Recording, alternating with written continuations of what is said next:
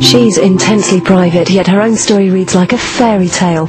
With no pensive required, we access the secret chamber of that magical inspiration now, with a year in the life of J.K. Rowling, as she creates Harry Potter's final chapter.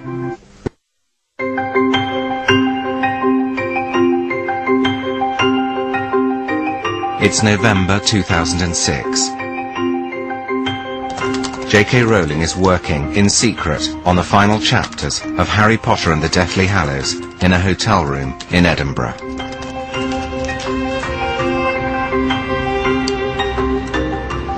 Yeah, I've helpfully made the note for myself. This will need very serious planning. I don't know when I wrote that. And I was quite right in that. The Harry Potter series has taken 17 years to write. It's an epic saga of childhood confusion, danger and adventure.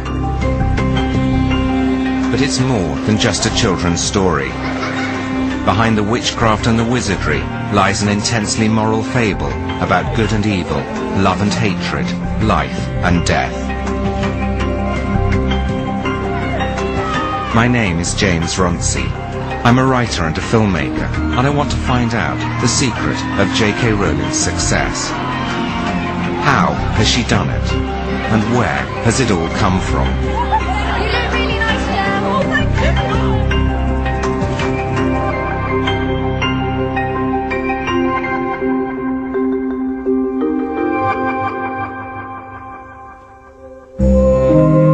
This is J.K. Rowling's country house in Perthshire.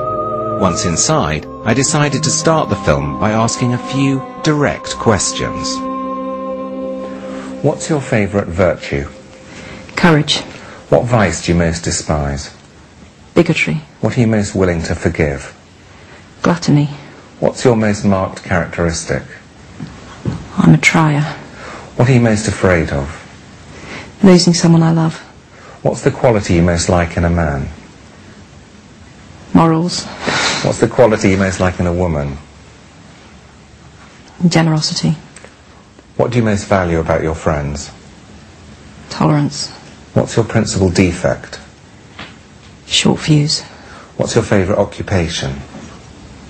Writing. What's your dream of happiness? Happy family. The desire for a happy family comes, in part, from a difficult childhood. Like her orphaned hero Harry Potter, Joanne Rowling was brought up on a suburban British street, first in Yate, just outside Bristol, and then a few miles down the road in Winterbourne. The house even had a cupboard under the stairs. But unlike Harry Potter, Jo wasn't made to sleep there.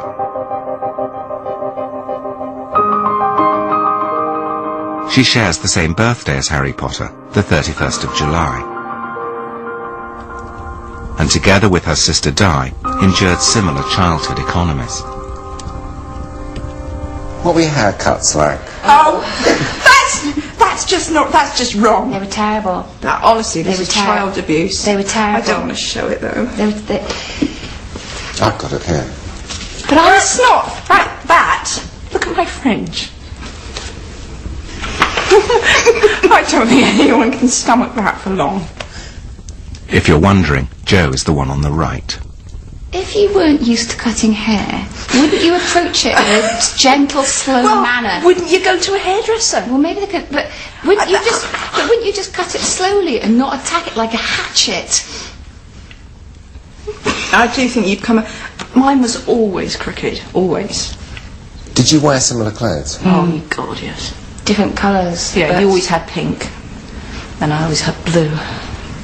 Because you were the boy, Jo? Yeah. Because you were the eldest? Yeah, and I was supposed to be a boy, so... Simon John. I was supposed to be Simon John. I even know who I was supposed to be. Oh, they told you? Oh, yeah. She was a massive disappointment. Yeah. And so then I said quite hopefully, and when Di came along, were you disappointed too? No. I said, was that because you found out it was quite nice to have a girl? No. So then I just went upstairs and wept.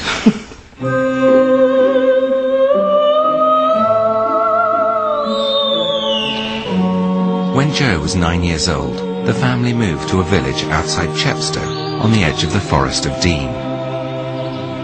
Here was a location that offered a whole range of imaginative possibilities, magical creatures, mystery and intrigue. I'm very drawn to forests, and it's my favourite part of the Hogwarts grounds. The advantage of a forest is it can be so many things. It can be a place of enchantment. You never imagine a crowd in a forest, it's a solitary place. Is it because it used to be a place of shelter and safety to us, I suppose? So I think I'm very drawn to them, even though they can be spooky. Jo wrote stories from an early age. There was resonant material all around her. She even lived next door to a graveyard. The family lived in this house. Jo and her sister Di earned extra pocket money as part-time cleaners of St. Luke's Church.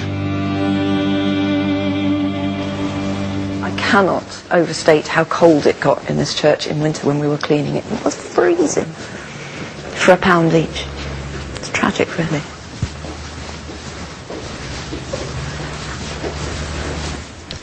We must be in here loads, because we used to sign this book all the time. Oh God, I know. Oh look, it's me. There I am.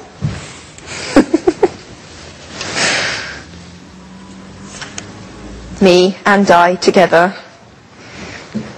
Joanne Rowling, age 12. Diane Rowling, age 10.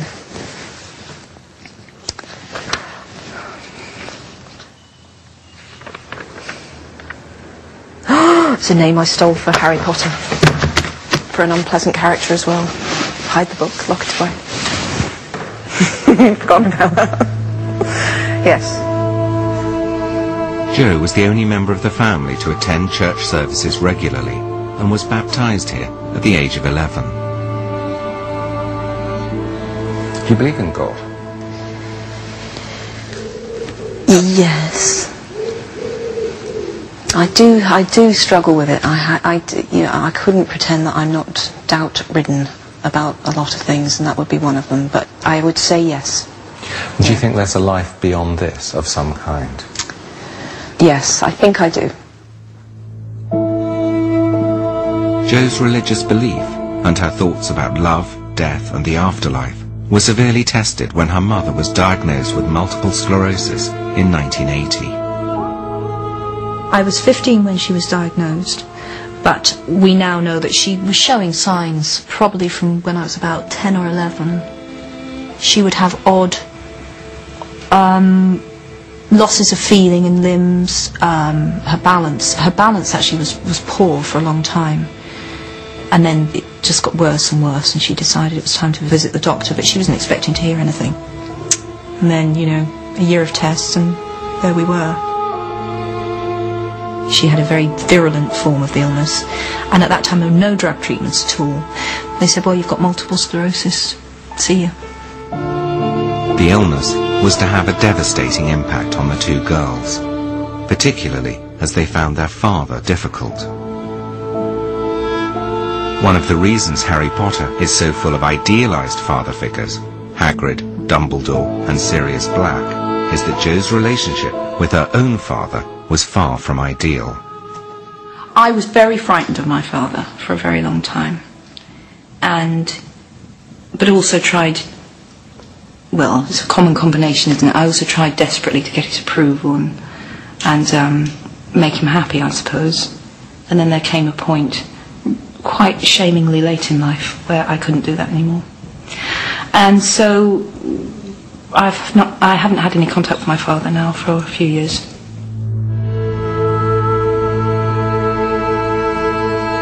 The absence of any meaningful relationship with her father and the long, slow loss of her mother are two of the most important influences on Jo's writing.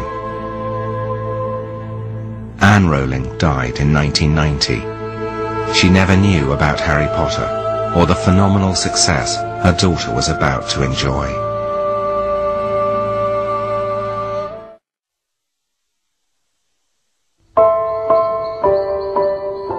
The death of Joanne Rowling's mother was to have a profound effect on her writing. In many ways, the whole of Harry Potter is one giant attempt to reclaim a childhood.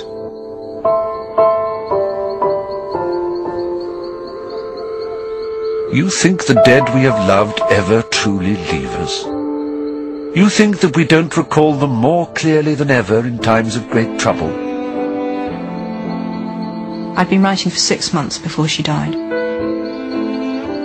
The weird thing is, the essential plot didn't change after my mother died, but everything deepened and darkened.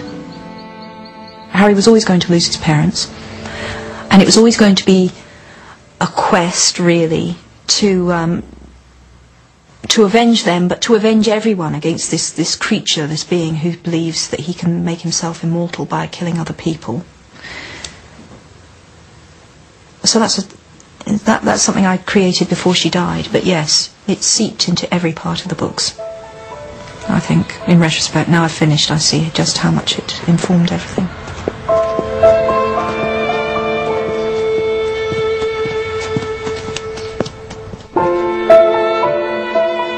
Was she the first person you saw dead? No, because I didn't see her dead, which was in deference to my father's wishes. I wanted to see her, and he didn't want me to see her, and I mistakenly, as I look back, I agreed not to, and I really deeply regret that. I really, really, really wish I'd seen her. It didn't matter what she looked like, it would have made it easier. Because I do believe that the truth, which is another theme in the books, and certainly stems from my own past, I think that the truth is always easier than a lie or an evasion. Easier to deal with, and easier to live with.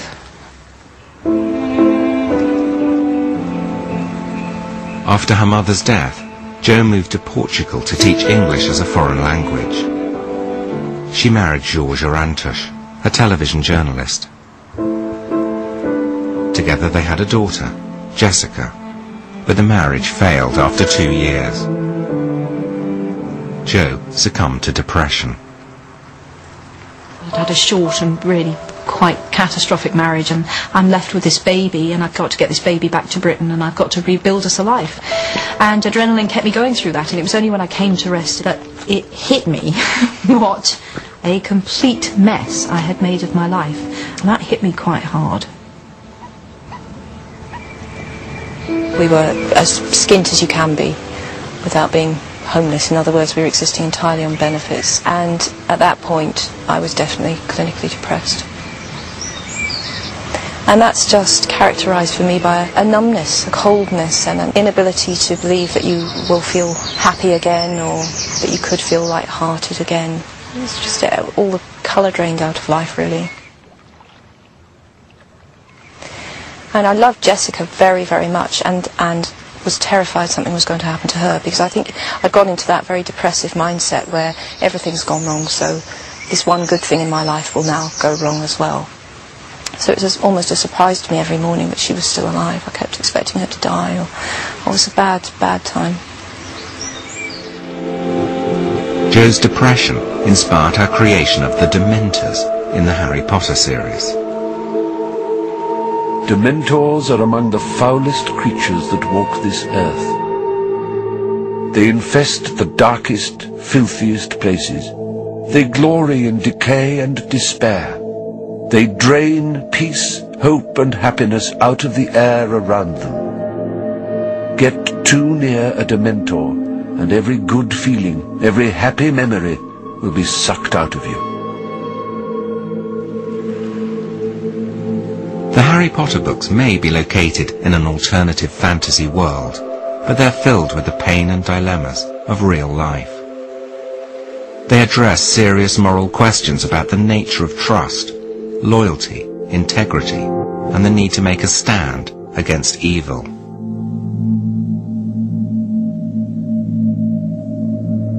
Through the series, Harry Potter has to learn what it means to be a force for good against the dark arts of Lord Voldemort.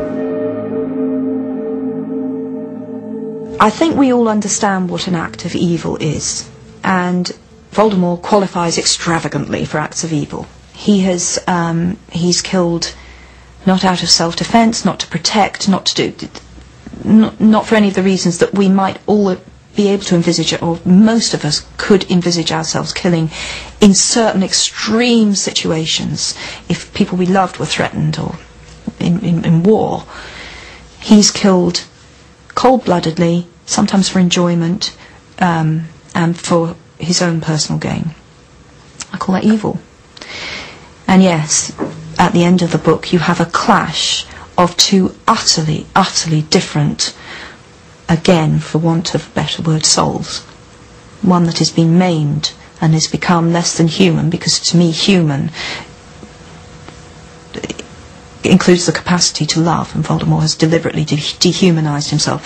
And this flawed, vulnerable, damaged, and yet still fighting, still loving, still daring to love and daring to hope soul, which is Harry. And they meet and they clash, and it's what happens when they clash that gives us our denouement.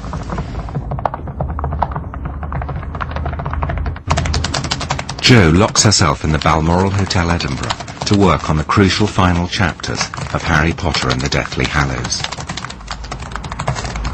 It's January the 11th, 2007, and the end of 17 years of writing.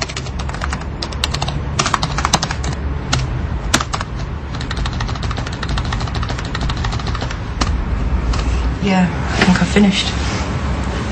Hey Jo, well done. Thank you. Well, you don't know, it might be rubbish.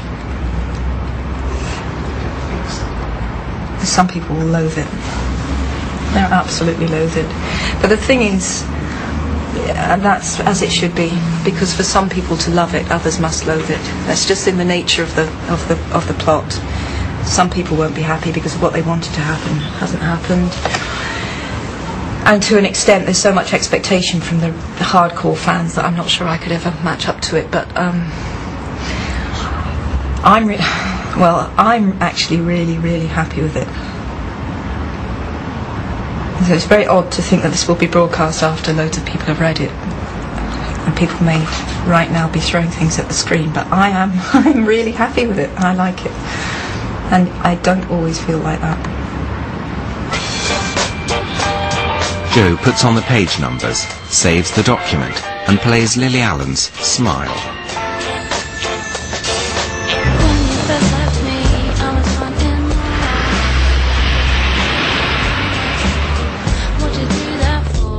It's almost impossible to describe the level of expectation surrounding this one woman as she goes through the final stages towards publication.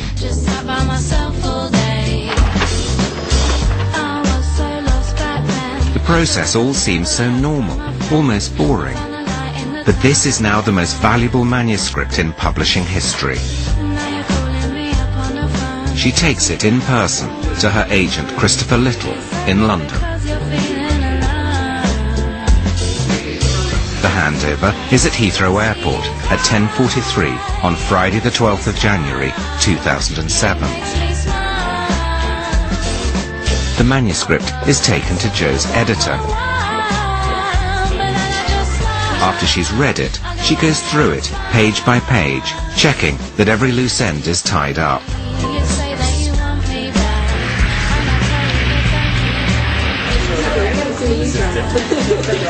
The publishers plan the book launch, and discussions concern how many copies J.K. Rowling will be able to sign.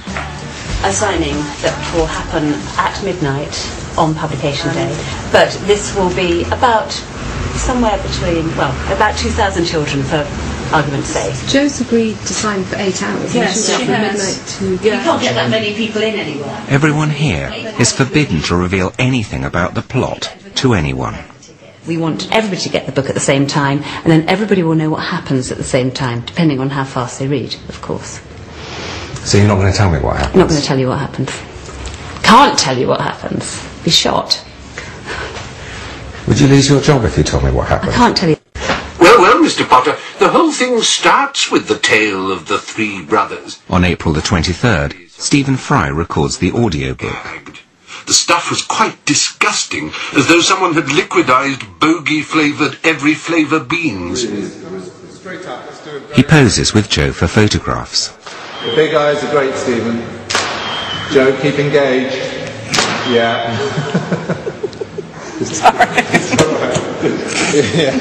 The Chinese have a saying, be careful what you wish for. I wondered how much J.K. Rowling wanted all this fame. I wished to be published, and I wished more than anything in the world to be a writer. Did I wish there was, but that it never occurred to me in a million years, James, that people would search my dustbins, put a long lens camera on me on the beach, you know. Never occurred to me that a journalist would bang on the door of one of my oldest friends and offer her money to talk about me. Never occurred to me that my children would be scrutinised to see how spoilt they were because their parent was famous. 3 weeks before the launch of the final book, Jo attends the film premiere of Harry Potter and the Order of the Phoenix, the 5th book in the series. It's a starry, glamorous occasion, and Jo is expected to behave like a film star. But she is a writer, and when she started, she could hardly have expected all this attention.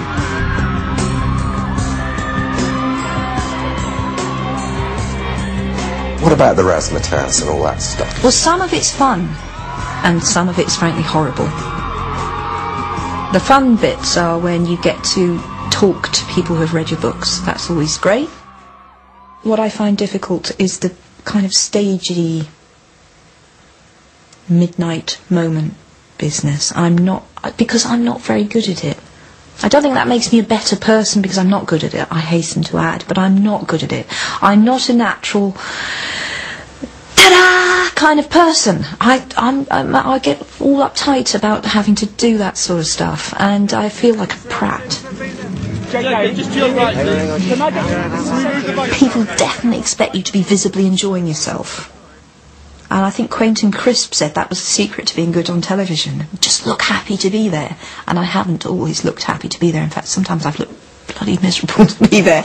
And I know that that's not televisually good, but you know, I've got better. I'm having quite a good time here. In a factory in Suffolk, under conditions of extreme secrecy, the book is being printed.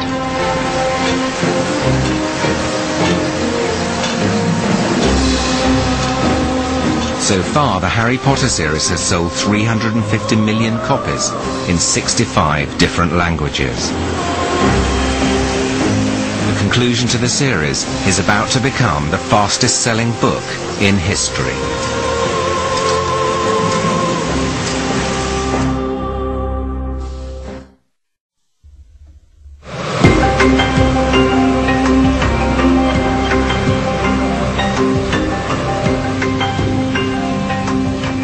Harry Potter is a global phenomenon, and J.K. Rowling is now in demand all over the world.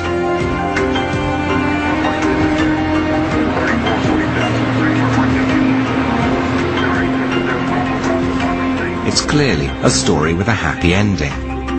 Here she is with her husband Neil on a private jet her publisher has hired for them. He's a doctor. They married in 2001 and have 2 children, David and Mackenzie. I wondered what their marriage was like, and if there were tensions. What is J.K. Rowling like to live with? Tell the truth. Yeah, I'm going to tell the truth. Excellent. Jo detaches us. When she gets very stressed, she'll detach herself and only trust one person, and that's herself. So everyone else gets blocked out, and she becomes more and more stressed, and less able to accept any help. So that's presumably quite stressful for you. Well, it is stressful. Basically, the barriers go up, and it's not just me, but it's everyone else around her. Only one person is trusted, and she's got to do everything herself, despite the fact that it's not possible to do everything herself. But Jo's single-mindedness has led to the most anticipated book launch in history.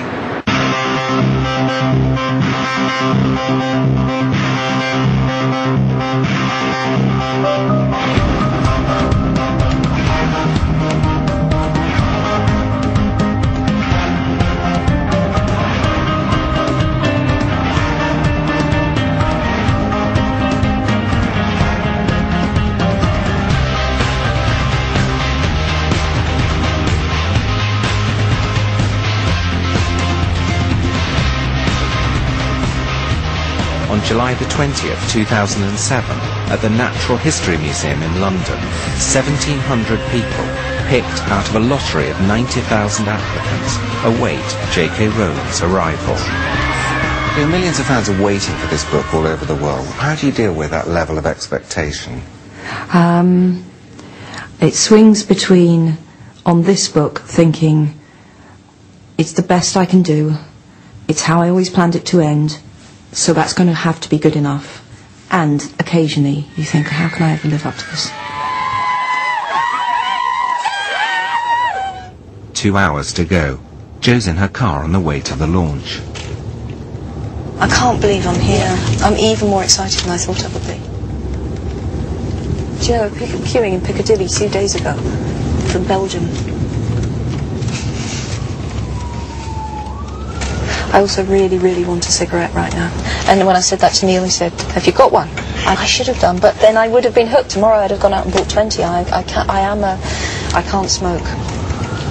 With me it's 40 a day or it's nothing. The book is embargoed until 1 second past midnight. At that point, J.K. Rowling will open Harry Potter and the Deathly Hallows and begin to read.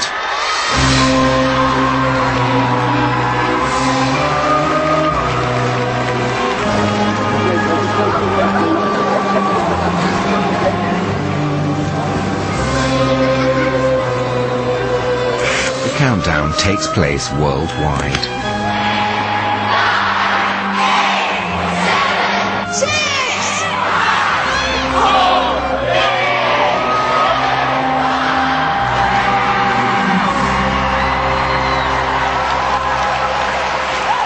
Chapter 1. The Dark Lord Ascending. The two men appeared out of nowhere, a few yards apart in the narrow, moonlit lane. For a second they stood quite still, wands directed at each other's chests. Then, recognizing each other, they stowed their wands beneath their cloaks and started walking briskly in the same direction. As Jo reads, fans all over the world collect their copies at last. It feels amazing having this in our hands finally after waiting for 10 years and 16 hours today. Oh my god, I can't even believe that I can go back to the hotel room and read this. Like, I can read this. I can read Harry Potter. Does it really matter now if I get a bit drunk and disorderly? I'll finish the book. In London, from 20 past midnight until 7 in the morning, J.K. Rowling signed 1,700 copies of her book. We're off.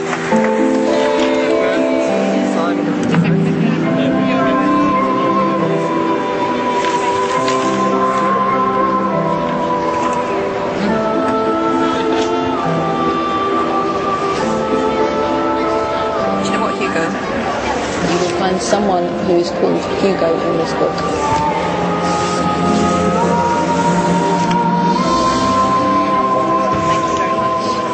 In the first 24 hours, 2.65 million books are bought in the United Kingdom, and 8.3 million books are sold in the United States. That's over 7,000 copies a minute.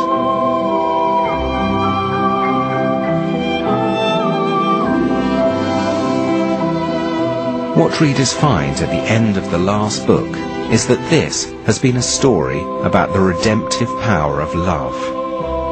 But if you don't want to know the ending, this is the time to look away for a couple of minutes. I felt it would be a betrayal of the character if I showed Harry doing anything other than living what all along he has discovered to be true, which is that love is the strongest power there is. And I thought a lot about people who had been through terrible things like wars. Having to come home and rebuild and espouse normality after seeing horrors has always seemed to me to be such a courageous thing to do. And climbing back to normality after trauma is much harder. It's much harder to rebuild than to destroy. In some ways it would have been a neat ending to kill him, a neater ending to kill him, but I felt it would have been a betrayal because I wanted my hero, and he's my hero, to do what I think is the most noble thing. So he came back from war and he tried to build a better world, I suppose, corny as that sounds, both on a small scale for a family and a larger scale. Both on a small scale for a family and a larger scale.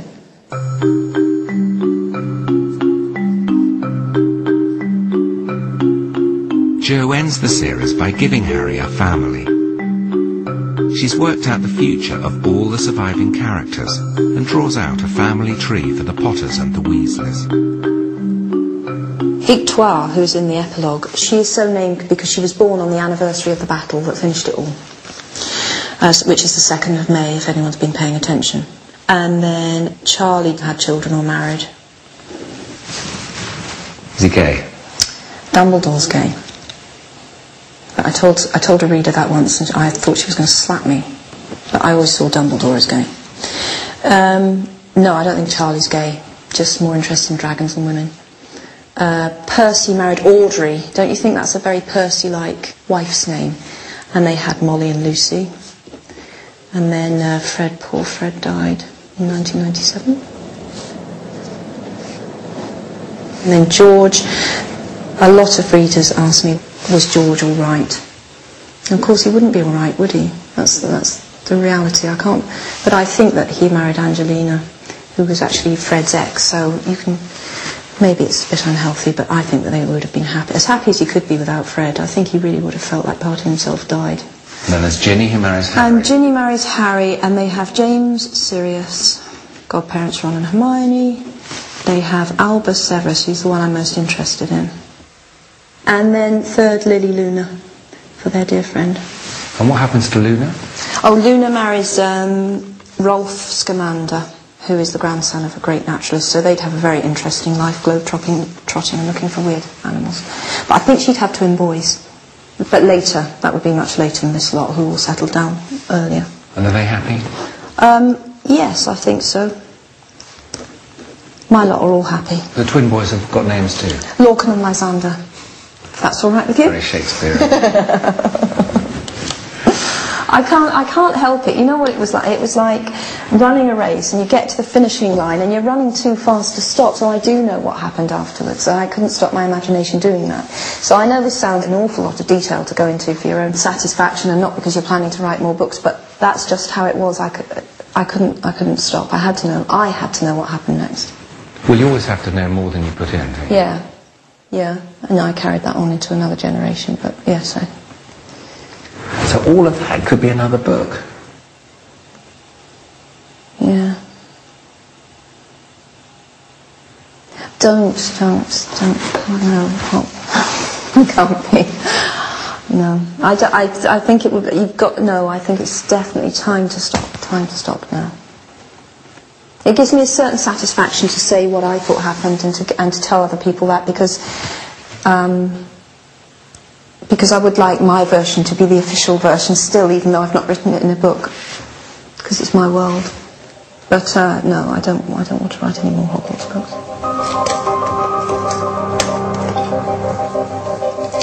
It's clear that Jo has come to the end of a massive piece of writing. She's found a kind of closure, both in her work and in her family life. I'm making David's birthday cake because he's 4 tomorrow, but it's just a family tea birthday cake, because the day after that we have the party for all his friends, and then he gets a shop-made Lightning McQueen from the Disney Pixar film with which he is obsessed.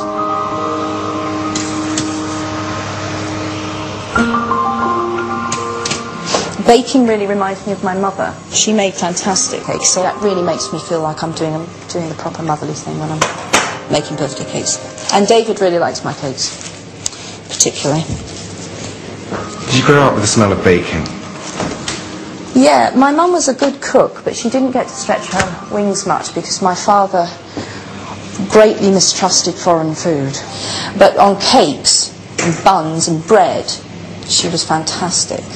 And that was permissible, so that's where she got to show her paces, as it were. The memory of childhood is clearly one of Jo's main themes, but now that both she and Harry Potter have families, has she lost her principal inspiration? I'm happier now than I've ever been in my life. I'm happier now than I was as a child, teenager, young adult. You know, I think middle age is probably going to be my time. If her life and her writing have been some kind of struggle for completion, and she's now found it, what, if anything, is she going to do next? Has she written her last book?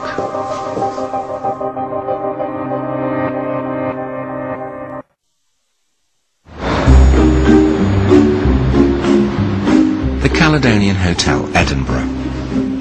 The top brass of both Warner Brothers and Universal Studios have flown over for a meeting with J.K. Rowling. Hollywood comes to her. She doesn't need to go to Hollywood. They're discussing the building of a massive 20-acre Harry Potter theme park in Florida and are seeking her approval. You know what? Sitting in a room full of people who are trying to impress you, that's when I feel at my most fraudulent. Because I feel like I'm about 13 and they're all grown-ups. And I cover that up quite well, but I often think, why are you all looking at me for? Because for years I was the least important person in the room, and I was doodling on my notepad when I should have been taking minutes and actually writing Harry Potter stories. The howler is floating in space, and its mouth is moving, but you can't hear what it's saying. But if you stand in the perfect spot right in front of this window, you have what's called hypersonic sound, and only that one person can hear what the howler is saying. So I think it must be quite odd to be J.K. Rowling. Half of her life seems almost normal, while the other half seems completely mad. And the sensor will tell that there's somebody there. It will open its eyes, growl, and lunge at you. There's also the question of money. According to some press reports, you have £570 million. Is this true? Those reports are bollocks. How much do you have? Loads, but I'm not telling you how much. But it's definitely not 570. Why won't you tell me? Because I think it's private. But you have lots of millions of pounds. Yeah, I do. Money means that J.K. Rowling can afford to do her Christmas shopping in Tiffany. Here's the new coat that we have. It's wonderful. It's great. Yeah.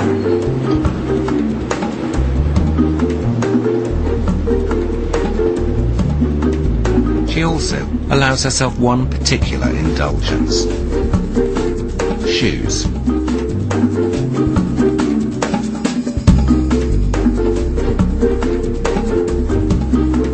Why do girls love shoes so much? I want all of that. You're really nice. Do you worry about people asking you for money all the time? No. Do they? Honestly.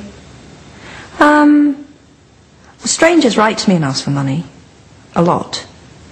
And sometimes I've given it.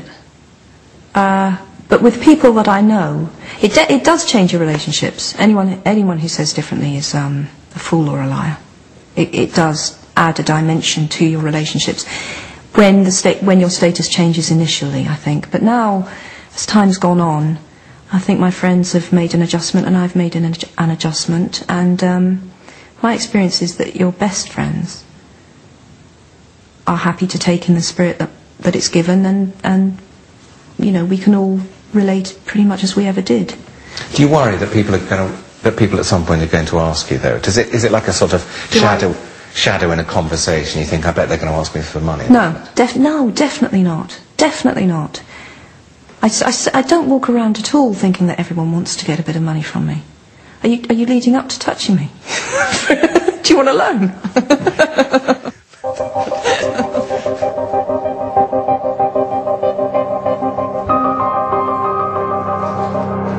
Every week, Jo Rowling receives up to 1,500 letters, either from fans or from people asking for charitable donations.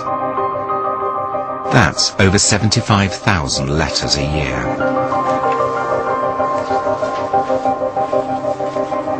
Initially, I was very disorganised with my giving. I didn't have a thought-through system.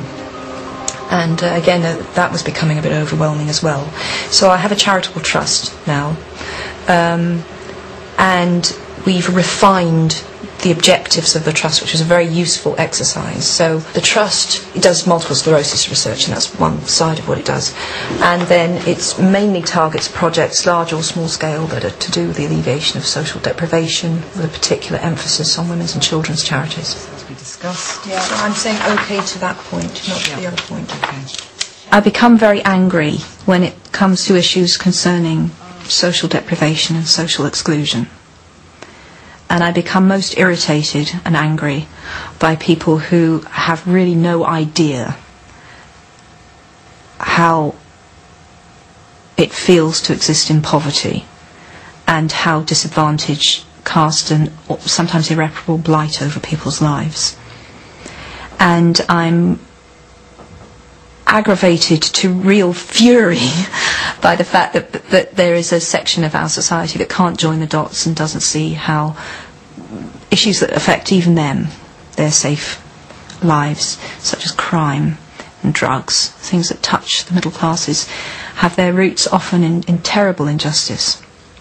And it's amazing how people can't and don't care enough to try and redress some of those issues. Those things make me very angry. And don't care enough to try and redress some of those issues. Those things make me very angry.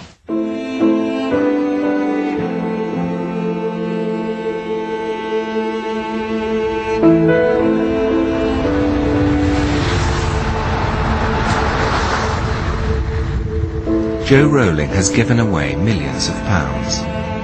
She's never forgotten what it was like to have very little money.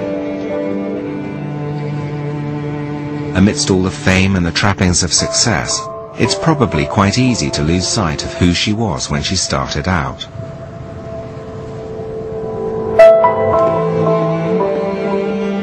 So I wanted to take her back to her old flat in Leith, where she finished the very first Harry Potter book, and find out what her life had been like then.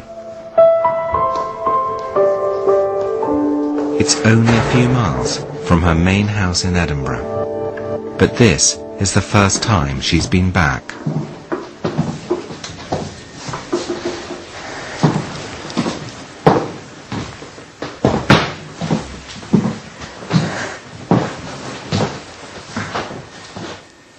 Did you write in here? Mm-hmm. This is really the room. Well, I finished Philosopher's Stone here. This is really where I turned my life around. Completely. I mean, my life changed so much in this flat.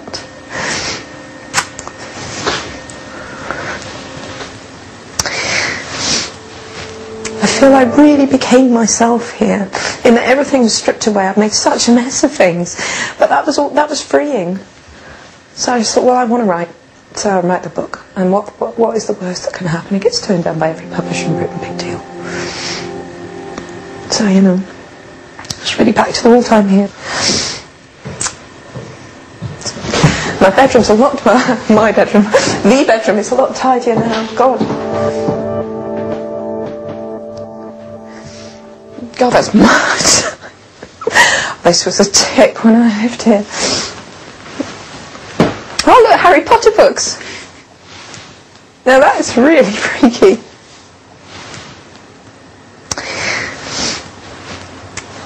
And for years now I felt like if it all disappeared, and some days I do feel like, is it real? Then this is where I would come back to, you know, this would be my baseline, I'd be back in Leith. And obviously if I'd known that 10 years on, I'd come back here with a film crew and there would be my published books in someone else's bookcase in this room. I mean, it's really incredible to me. It really, I mean, yes.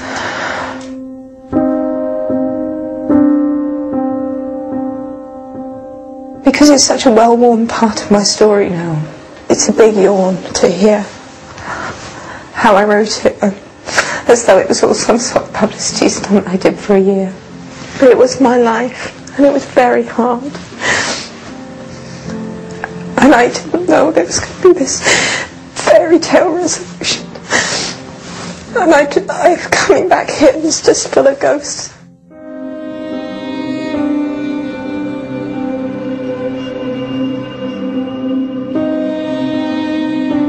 For most writers, the act of writing is a form of therapy, a way of making sense of the world and their place within it. Now, Jo Rowling is writing again.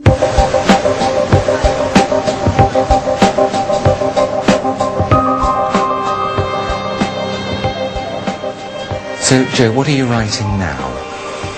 A story that I describe as a political fairy tale, and it's for, I think, slightly younger children, so that will probably be the next thing that I finish. I'm not in a mad hurry to publish. I would like to take my time. Why? Because I've lived with deadlines for 10 years, and I'm currently able to luxuriate in the fact that no one's really expecting it, no one knows anything about it, so I feel as though I've gone right back to the beginning where I was on Philosopher's Stone when it was my private world, and I'd really like to enjoy that sole possession for a while. Political fairy tale, well, that's all you're prepared to say? I think that's quite a lot, James.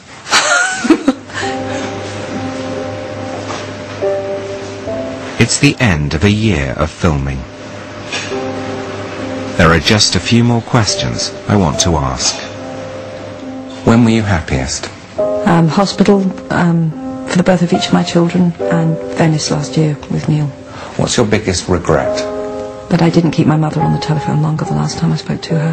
What do you still want to achieve? I want to get better. Do you ever feel you just got lucky? Having the idea was lucky. Do you ever feel a fraud? Less as I get older, but I have done.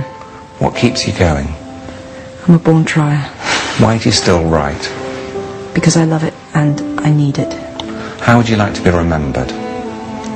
As someone who did the best she could with the talent she had.